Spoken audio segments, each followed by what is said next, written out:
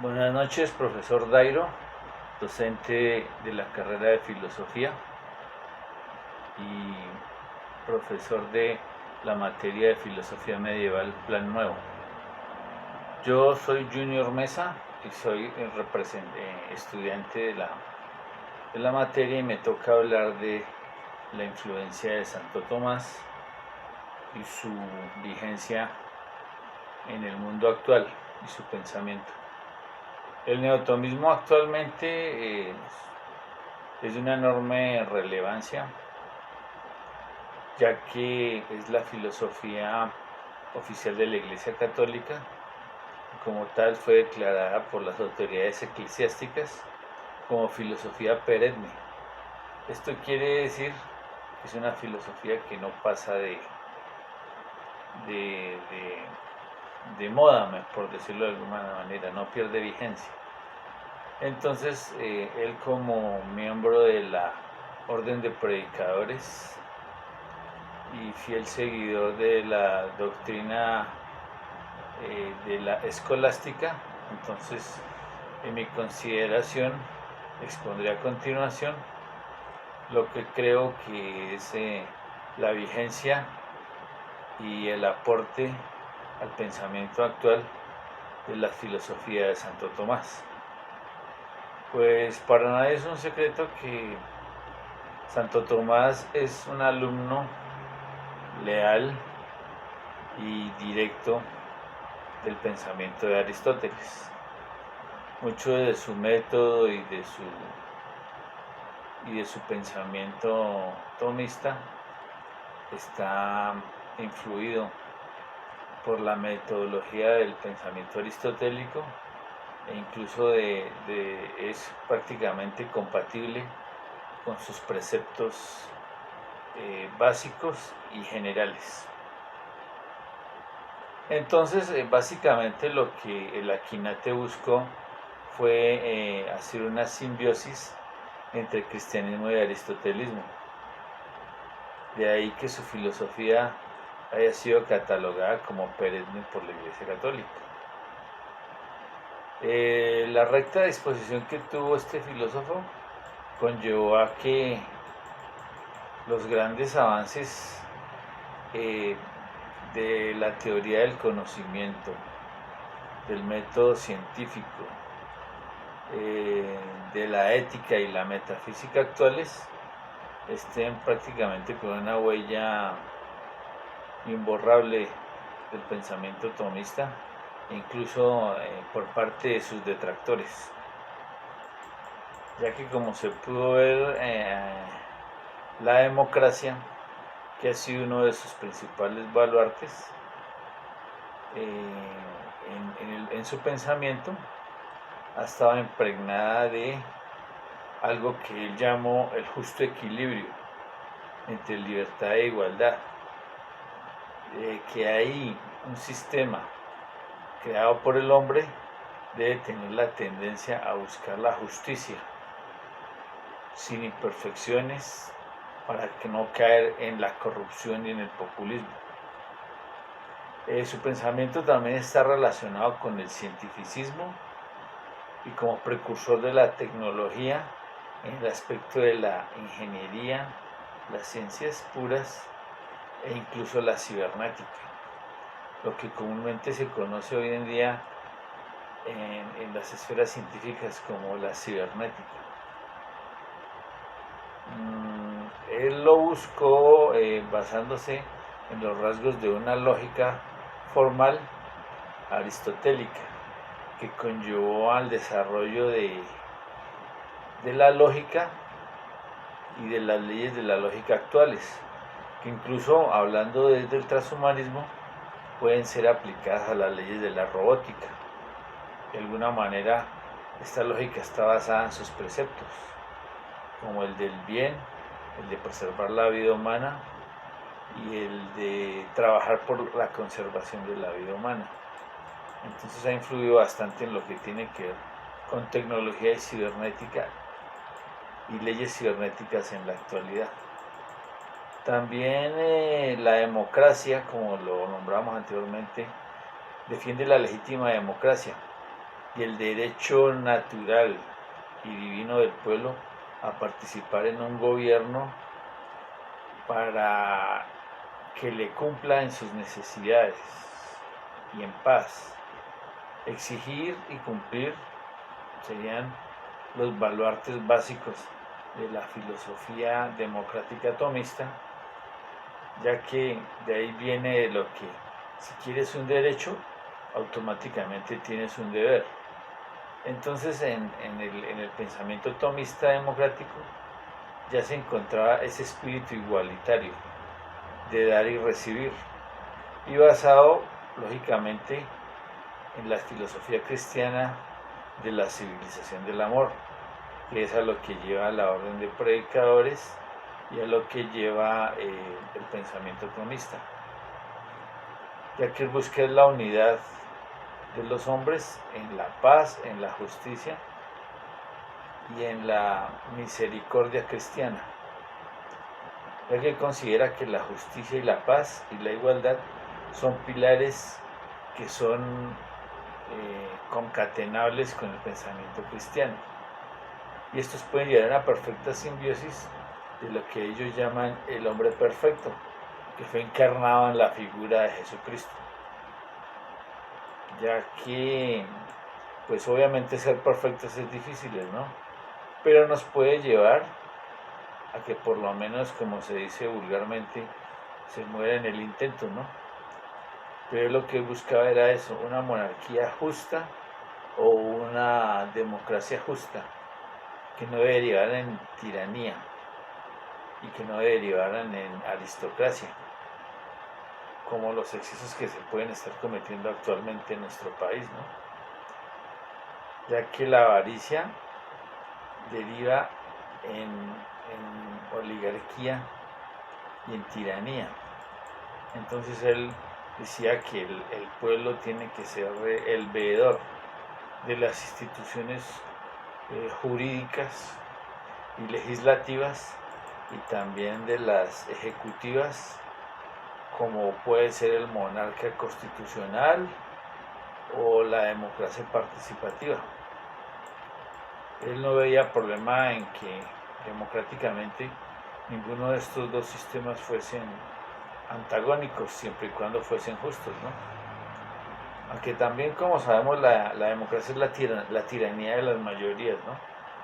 Pero dicen que es el mejor sistema, es el menos peor, es el menos malo de los sistemas actuales que existen.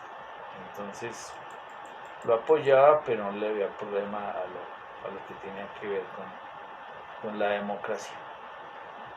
Entonces, epistemológicamente hablando, su aporte particular fue en el método científico aristotélico basado en la inducción, que es el que se aprobó desde Francis Bacon en la Edad Media, que era partiendo de lo particular a lo general. Se puede considerar que él fue el precursor de la ciencia y del saber moderno basado en el quadrivium escolástico, que consistía en estudiar música, aritmética, geometría y astronomía, que hoy en día son ciencias muy valeras e importantes, y también son un aporte importante para el ser humano moderno, ¿no? Ya que son pilares importantes para su recreación y para llevar una vida digna, plena y consolidada, ¿no? El arte, porque está inspirado en el derecho divino y la música y las ciencias, ¿no? Su metafísica básicamente está inspirada en el derecho divino, por lo que se puede afirmar que fue el primer demócrata del mundo moderno, y como tal es algo que llevamos en nuestro discurrir político y social de hoy en día, ya que, como sabemos, la democracia está basada en una carta constitucional que hoy en día está aplicable, basada en el derecho de crear una Asamblea Nacional Constituyente para que sea justa para todos, que fue lo que pasó en la Constitución del 91. Su postura fue conceptualista, realista, y se puede ser considerado como el padre del derecho moderno también, ya que creyó en la justicia institucional y en la justicia democrática basada en el pueblo, amparado en la razón y la lógica. Entonces, como vemos, su influencia fue enorme. Ya lo que se tiene que ver con el ente y la esencia tomista, hoy en día podemos ver que el término indica que lo que se da a conocer es el aspecto sensible del ser, ¿no? Que es algo que la psicología actualmente, por medio de sus escuelas conductistas o genéticas, como Piaget, la siguen manteniendo, ¿no? Lo importante del ser, que sea imagen y semejanza de su razón, ¿no? Ya que la esencia de él es aquello que hace que el ser sea lo que es, ¿no? Y de ahí lo dimensiona y lo traspasa a la sociedad, ¿no? Y da a conocer lo que puede ser su personalidad, ¿no? Su personalismo, que ya lo contemplaba actualmente Mounier, ¿no? Emmanuel Mounier. El ser es quien otorga el acto o la realidad a la esencia, que es básicamente lo que está pasando ahora con esa crisis que tenemos de anular al ser, ¿no? Al ser humano, al individuo, o cosificarlo solo por lo que tiene, ¿no? ¿Cuánto tienes, cuánto vales? Si no tienes nada material, no vales nada y tu vida puede ser eliminada o suprimida. Pero si tienes mucho o bastante, pues tu vida es respetada e incluso puedes abusar y disponer de los demás, ¿no? Entonces no, digamos que el pensamiento tomista sigue fuerte en este aspecto del ente y la esencia, pero no se ha podido llevar a cabo del todo por este capitalismo salvaje que prácticamente ha intentado anular incluso las esferas éticas y morales en la actualidad, pero el pensamiento tomista se mantiene como un rector y como un veedor de esta justicia y ética social, ya que él consideraba que el ser posibilita los demás actos. Entonces, si el ser posibilita los demás actos, debe ser consciente y ecuánime de que no puede pasar por los demás. Sin el ser, el ente no sería presente de la realidad. Entonces, ser y ente uno solo, para consolidarnos y proyectarnos en esta crisis de valores actual, es el llamado tomista más fehaciente y más pertinente para esta época de crisis de valores. Los entes son diferentes porque participan de distinto modo del ser, ya que estos tienen forma elemental. Y así es como Santo Tomás distingue claramente el ser por participación del ser en plenitud. Entonces, ser en plenitud y ser en participación están llamados a consolidarse y a luchar por la justicia y por la verdad social. Aquello que tiene que ver con el ser significa razón y justicia. El pensamiento tomista lo lleva hasta sus últimas consecuencias. Y como tal, es algo que los seres humanos de hoy en día, y en especial en Colombia, estamos llamados a defender. La dignidad del ser, la unidad del ser, la acción del ser, sin cosificarlo, sin individualizarlo por lo material que tenga o por lo justo que tenga, sino por ser un ser de origen divino y de razón y de justicia. Un ser justo, un ser divino, un ser de razón.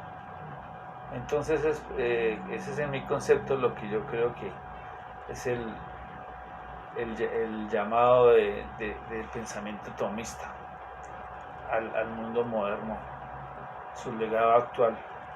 Justicia con personalidad, justicia con respeto a la individualidad de la persona, del ser.